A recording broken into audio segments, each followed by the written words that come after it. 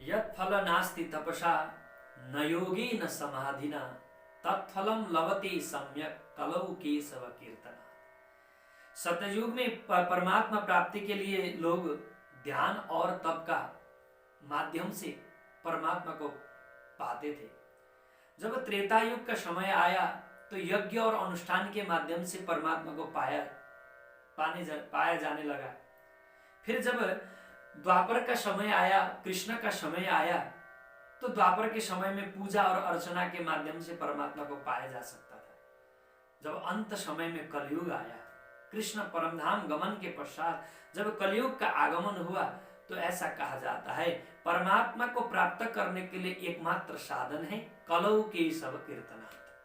परमात्मा कृष्ण केशव का कीर्तन करने मात्र से, यानी नाम लेने मात्र से ही परमात्मा को पाया जा सकता है।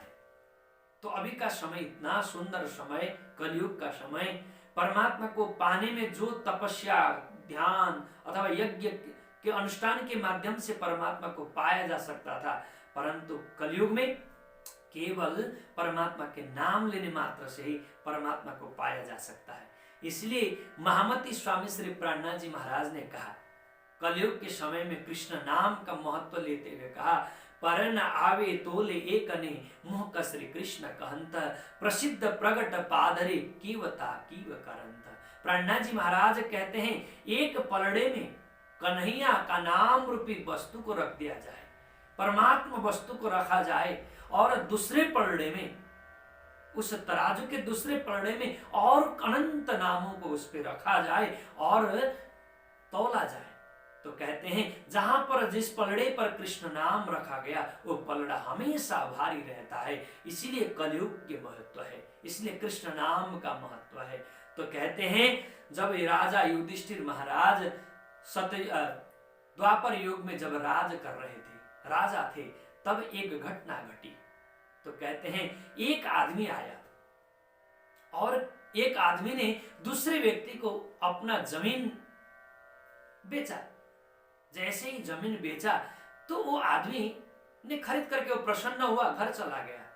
किंतु जैसे ही खेत में जुताई करने के लिए जैसे ही हल लेकर के खेत में पहुंचा, तो जब जुताई कर रहा था, खेत को जोत रहा था, तब उसने एक मटका, उसमें भी आभूषण, हीरे इत्यादि, जवेरात इत्यादि भरा हुआ एक मटका प्राप्त किया।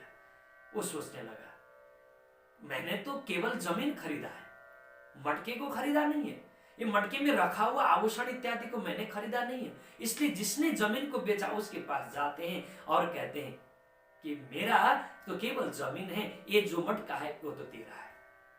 वो जिसने बेचा वो कहता है, अरे मैंने तो सब जमीन के साथ साथ में सब कुछ बेचा, वो तो आपका हो गया, मेरा कैसे हो सकता है।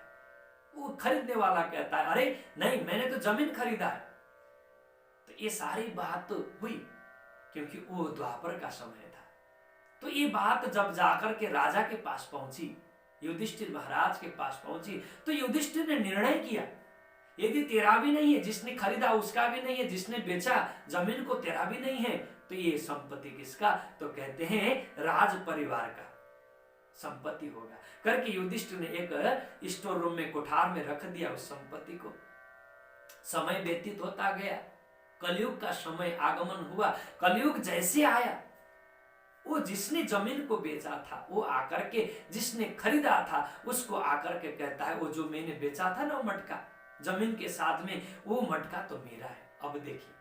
और वो जिसने खरीदा वो व्यक्ति भी कहता है, अरे मैं तेरे से मैंने जमीन खरीद लिया, तो ये संपत्ति भी मेरी हुई।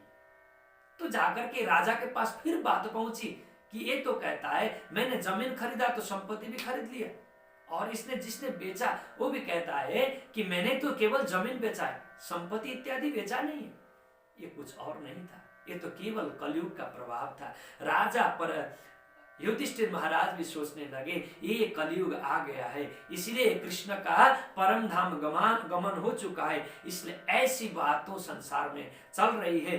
कलयुग का प्रभाव तो देखिए, कलयुग कैसा है, क्योंकि कलयुग तो सब अच्छा है, परंतु कलयुग में सुंदर ढंग से न रहने वाले व्यक्ति और सुंदर ढंग से रहने वाले व्यक्ति में बस इतना ही अंतर है।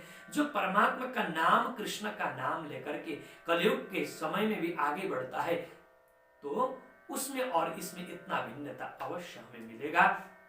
आज का संदर्भ यही है कि कलयुग कैसा है, जैसा भी हो कलयुग, परंतु कृष्ण का नाम, परमात्मा का नाम लेने मात्र से हमें भाव से परमात्मा का परम धाम तक पहुंचा जा सकता है। आज का निष्कर्ष यही है, यत् फल नास्ति तपसा न योगी न समाधि न। जो सतयुग में, त्रेता युग में जो तपस्याएं वगैरह किया जाता था, तप, ध्यान, पूजा इत्यादि किया जाता था, वो केवल कलयुग में परमात्मा श्री कृष्ण का नाम लेने मात्र से ही सारा ये शरीर, केवल शरीर नहीं, ये कलयुग, ये सारा विकृति प्रवृत्ति सब सुधर जाएगी। इसलिए हमें भी परमात्मा का नाम लेते रहना है, परमात्मा का गुणानुवाद करते रहना।